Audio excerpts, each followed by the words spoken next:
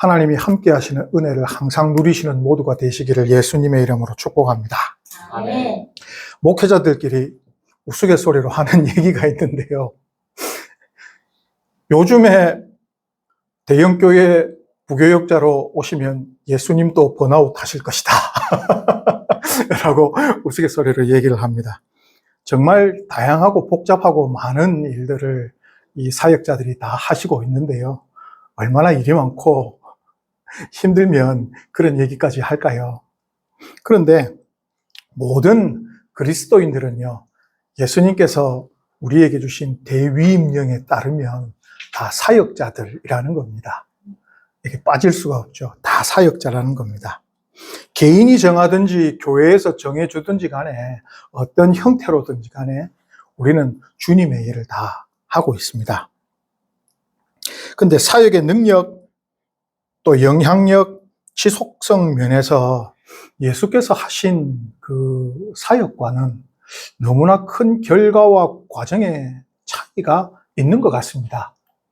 아무리 사역을 잘한다, 큰 사역을 하고 있다 얘기를 해도 그 영향력이 예수님이 하셨던 그 일은 2000년이 지난 지금도 우리에게 감동을 주고 그렇게 해야 되겠다, 그렇게 하고 싶다라는 마음이 막 드는 데 비해서 글쎄요, 현대의 어떤 큰 사역, 좋은 사역이다 해서 가보면 초반에 영향력이 참 좋다가도 지속성 문제나 혹은 그 리더들이 실족하는 문제들을 보면서 아, 이게 안 되는가 보다라고 생각을 합니다. 근데 이게 단순히 예수님과 우리와의 능력의 차이다 라고 생각하면 더 이상 생각할 문제가 없죠. 그런데 그렇게만 우리가 생각해 버리면 요한복음 14장에 있는 예수님이 나를 믿는 자는 내가 하는 일을 그도 할 것이요 또한 그보다 더 큰 일도 하리니 라는 그 말씀이 이게 뭐라고 공수표가 돼버리는 겁니다. 예수님이 분명히 우리한테 그렇게 이게 일이라고 말씀하셨거든요. 이게 정확히 사역입니다. 더 큰 사역도 할인인데 그럼 이게 예수님이 거짓말 하셨을 일은 없잖아요. 그래서 오늘 본문을 통해서 주님과 우리의 사역을 비교하면서 또 공부함으로 우리의 사역이 예수님과의 사역과 일치되고 일치는 못하더라도 그 격차를 좀 줄일 수 있도록 한번 묵상해 보자는 것입니다. 현대 목회자들과 사역자들이 너무 많은 일과 다양하고 복잡한 일들을 하고 있는데요. 오늘 본문을 보면 예수님의 지상 사역을 요약하면요, 너무나 간단합니다. 가르치시며 전파하시며 고치시리라. 너무 간단하게 한 절로 되어 있습니다. 35절이죠. 예수께서 모든 도시와 마을에 두루 다니사 그들의 회당에서 가르치시며 천국 복음을 전파하시며 모든 병과 모든 약한 것을 고치시니라. 그러면 예수님의 사역과 우리의 사역에 어떤 외적인 차이가 있어서 이런 차이가 있는가 한번 보면요. 먼저 당시의 상황으로 볼 때 예수님이 한 3년 조금 넘는 세월을 이 땅에서 지상 사역을 하셨는데 3년 내도록 쉬지도 않고 사역을 하셨냐 이겁니다. 먼저 생각해 볼게. 왜냐하면 현대 목회자들이 1년에 길어봐야 한 주 혹은 열흘 정도 쉬거든요. 그것도 주 5일 아닙니다. 그죠? 주 6일에, 많을 때 주 7일에 새벽부터 출근하여 출근이라 하면 좀 그렇지만 밤늦게까지 계시거든요. 쉬는 시간도 거의 없이. 예수님은 그래도 짧은 시간 아니냐, 3년 동안. 그래 생각을 해보면 예수님이 계속 3년 동안 사역을 하셨냐라고 하면 당시 문화에서는 그렇지가 않습니다. 예수님도 기본적으로 뭐 보시면 직업이 있는 사람이었거든요. 예수님의 직업이 뭐냐 하면 몫으로 나와 있지만 그 당시 사는 사람들의 대부분의 직업은 뭐냐면 농업 종사자입니다. 농업 종사자. 목축업하는 사람도 있고 농업하는 사람도 있고. 그러면 삶의 모든 일의 사이클이 어떻게 돌아가냐면 농업에 따라서 돌아갑니다. 그러면 농번기 바쁜 시기가 있을 것이고 아주 한가한 농한기가 있습니다. 생각을 해봤을 때 그 문화에서 예수님이 한참 농사가 바쁜 시절에 제자들 다 모아놓고 막 돌아다니면 첫 번째 사람들이 모일까요? 모일 수가 없습니다. 두 번째, 그렇게 다니면 이 유대 문화에서의 가장은 가족들을 먹여 살려야 되는 책임을 지고 있는 사람이거든요. 가장이 일 안 하고 돌아다니면 뭐라고 할까요? 말에 힘이 없습니다. 자기 가족들 굶게 하고 있는데 무슨 아시다시피 성경을 보면 예수님이 가장이 좀 일찍 되신 것 같아요. 요셉이 이렇게 공부를 해보면 일찍 죽었다. 그래서 예수님이 동생들이 다 자랄 때까지 큰아들로서 맏아들로서 다 감당하셨다 이런 얘기를 하거든요. 그리고 보면 이중직 하시는 거잖아요. 농사일 때는 일하셔야 되고 이제 농사가 조금 쉬는 1년에 한 3개월 또 명절이 있는 그 시즌쯤에 열심히 사역하시는 거죠.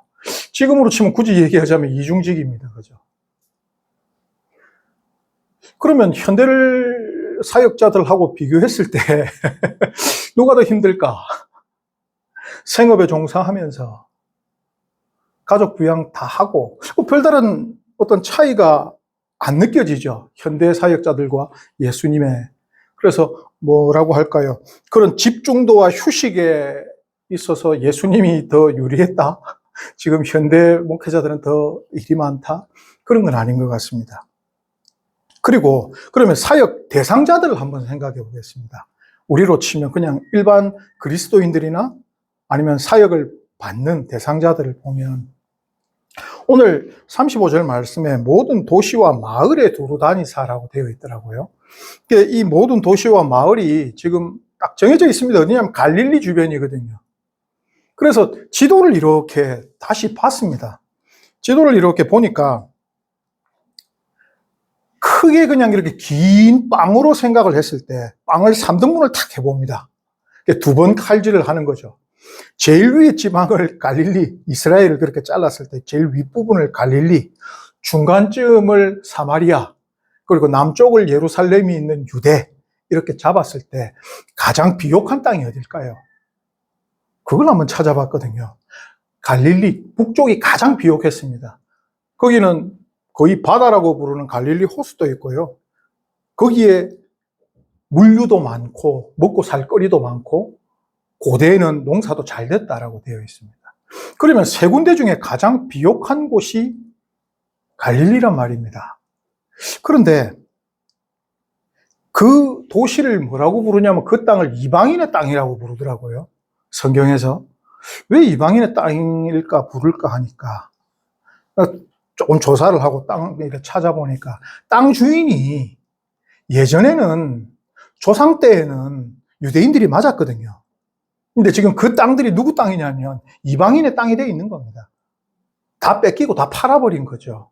거기 살고 있는 유대인들은 소작농 혹은 자기 땅은 없고 열심히 일했지만 로마의 세금이나 집주인한테 다 뺏기는, 생각해보면 현대에 있어서 집 사시고 다 빚내서 집 사시잖아요. 내 거라고 얘기하지만 내 거 아니잖아요. 누구 말만 따나 30년짜리 노예, 20년짜리 노예로 그렇게 다 살고 있잖아요. 자기 것도 없이. 굉장히 다른 지역에 비해 부유한 지역인데 물류가 막 돌아다니고 풍성해 보이는 지역인데 사람들이 뭘까요? 유대 지역에 있는 예루살렘에 있는 사람들보다는 심정적으로도 가난하고 진짜로 가난한 사람들. 그렇지만 현대인들하고 비슷하지 않을까요? 현대인들하고 비슷한 상황. 그래서 그쪽 사람들이 과거로 쳤을 때 농경 시대이기 때문에 그래도 농한기 때 모여서 누군가가 사역하면 거기에 우르르 잘 모이고 이런 분위기일 것이다. 현대 사람들은 복잡하니까 다양하니까 근심거리도 많기 때문에 모이기가 어려울 것이다. 그런 게 아니라는 건 똑같다는 겁니다. 상황이. 대상자들 상황도 예수님 시대나 지금 시대나 같다는 것이죠. 그래서 외적인 요인에서는 예수님의 사역과 현대 우리의 사역이 어떻게 뭐 별 차이가 없네? 라고 밖에 얘기할 수 없다는 것이죠. 그럼 이제 요인을 안에서 한번 찾아보고자 합니다. 내적인 요인이 있을까? 오늘 농한기 몇 달 동안 예수님께서 일하시는데 바쁘시잖아요. 지금 그 몇 달 동안 지금 다 도셔야 되고 만날 사람도 많은데. 근데 오늘 36절을 보시면 무리를 보시고 불쌍히 여기시니 이는 그들이 목자 없는 양과 같이 고생하며 기진함이라. 그냥 여기까지 보면 그런가 보다 했는데요. 예수님이 되게 바쁘시거든요, 지금. 막 다니고 계신데 멈춰 서신 것 같습니다. 무리를 보시고. 여기 이제 불쌍히 여기다. 예전 성경 쓰던 성경에는 민망히 여기사라고 되어 있더라고요.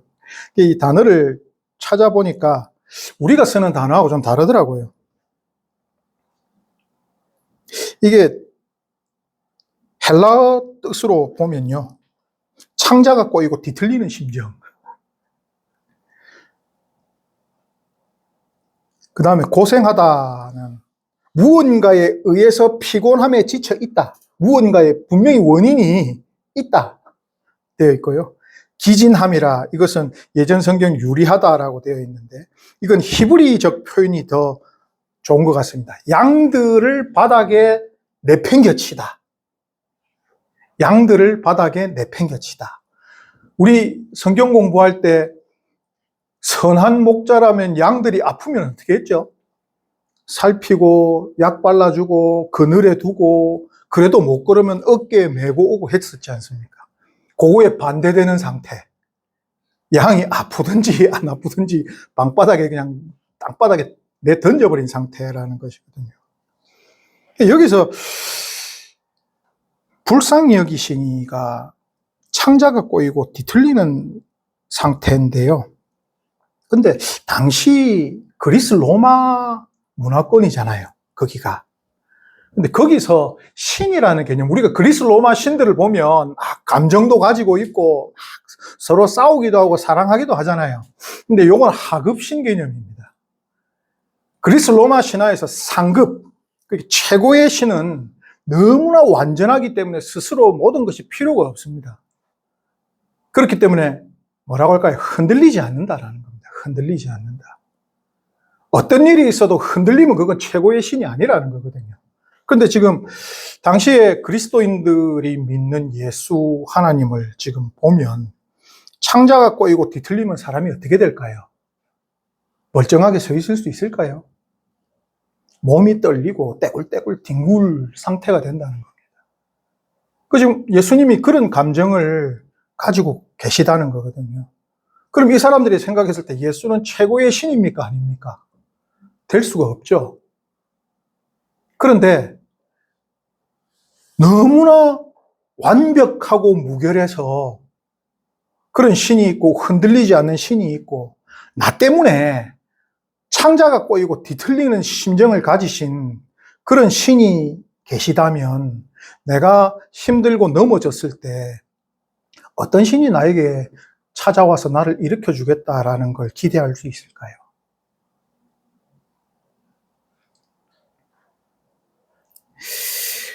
사역들을 많이 하시는데요. 이렇게 표현하면 참 불경하고 죄송스럽지만 물 들어올 때 노젓는 심정으로 사역하는 분들이 너무 많은 것이죠. 어디서 차이가 날까? 길을 걷다가 거린이 앉아서 이렇게 손 내밀고 있을 때 저도 보고 불쌍한 마음이 들어서 호주머니 뒤적거려 보고 지폐 있으면 냅니다. 근데 지폐 없으면요. 아이고 불쌍하지만 오늘 내가 돈이 없네 하고 그냥 지나갑니다. 불쌍한 사람 봤을 때 그 정도죠. 정말 그런 분 봤을 때 속이 뒤틀려서 정말 좋은 사람 같으면 뭐 그 사람 데려가 밥이라도 한 그릇 사주고 집에까지 데려다 주겠죠. 자기 옷이라도 한번 벗어줄 수 있겠죠. 근데 정말 그 사람 때문에 내 창자가 뒤틀릴 정도의 괴로움과 고통의 심정이 올까요? 오지 않을 것입니다. 지금 예수님께서 속상하신 이유가 그들이 목자 없는 양과 같이 고생하며 기진함인데 이게 구약에서 자주 쓰이는 어떤 관용적인 표현이잖아요. 그래서 민수기 말씀이나 에스겔 말씀을 보시면 이렇게 되어 있는데 하나 질문이 그 당시에 진짜 목자가 없었을까요? 라는 겁니다. 창세기로부터 쭉 지금까지 우리가 목자 없는 시대가 있었을까라는 겁니다. 목자 없는 시대가 있었을까? 앞에 서 있는 저도 목자고 다른 이들에게 있어 여기 앉아 계시는 그리스도인들이 목자시잖아요. 그런 시대가 있었을까?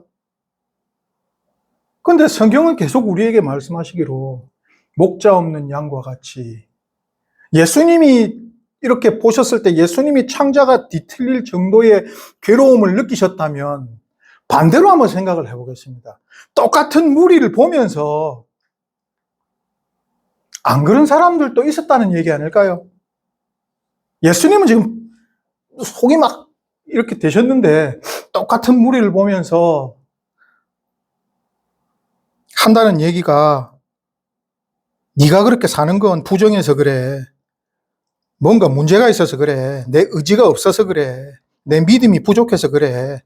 라고 지적하면서 율법을 들이대고 목에 힘을 주면서 아래로 내려다보는 그런 종교, 정치 지도자들이 있었지 않을까요? 거기는 정치 지도자도 마찬가지죠. 왜? 정치 지도자가 종교 지도자니까요. 그러면서 나는 좀 괜찮은 사람인 것 같고 사역을 마치 내가 가지고 있는 것을 나누어 주는 것 같이.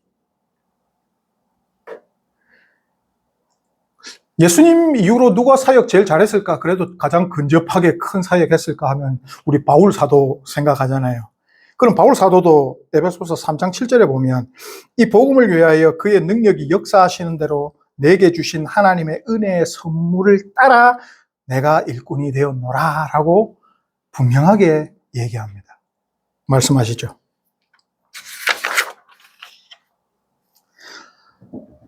사도 바울이 좋은 일꾼 사역자가 된 것은 하나님 은혜의 선물이고 그리스도가 전하신 능력의 복음덕이라고 겸손하게 이렇게 고백을 합니다. 그런데 요즘 우리의 사역자들의 태도는 성령에게 받은 것 혹은 성경을 통해 조금 먼저 알게 된 것에 대해서 그것이 하나님의 은혜의 선물임을 깨달아 겸손한 일꾼이 되는 것이 아니라 받은 능력으로 복음을 전한다고 하면서도 그리스도의 긍휼과 사랑의 시선이 아닌 교만과 혜택을 주는 자의 눈으로 내려보는 시선으로 불쌍한 무리를 대하고 있지 않을까요? 그러면 예수님과 우리의 이런 사역의 차이, 이 사역의 차이라고 하면 능력, 영향력, 지속성을 얘기를 하는데요. 줄일 수 있는 유일한 방법이 뭘까라는 겁니다. 이제 내적인 원인 하나를 찾았으니까 요거를 좀 줄일 수 있는 게 뭘까라는 거거든요. 37절, 38절입니다. 이에 제자들에게 이르시되 추수할 것은 많되 일꾼이 적으니 그러므로 추수하는 주인에게 청하여 추수할 일꾼들을 보내주소서 하라 하시니라 라고 되어 있습니다. 이 구절 우리 보통 읽으면 그죠? 내가 참 열심히 해야 되겠다. 내가 더 열심히 해야 되겠다 생각을 합니다. 또 뭐 전도 대회 이런 거 할 때 자주 사용되는 인용되는 구절이지 않습니까? 근데 여기에 이제 청하다라고 되어 있는 말을 보면 데오마이, 저희들 그때 간구와 기도와 이거 다 구분 한번 했었죠.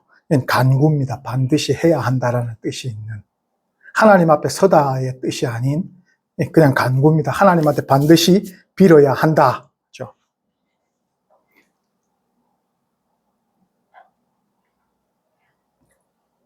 추수는 누구 몫일까요? 추수는 일꾼 몫일까요? 땅 주인 몫일까요? 추수 책임자, 추수의 궁극적인 책임자, 땅 주인일까요? 일꾼일까요? 일꾼이면 청할 필요가 없겠죠. 내가 일한 만큼 내가 가지고 갈 수 있으면 나 혼자 해서 내가 많이 갖고 가는 게 낫지. 근데 추수의 책임자는 추수의 책임자는 밭주인입니다.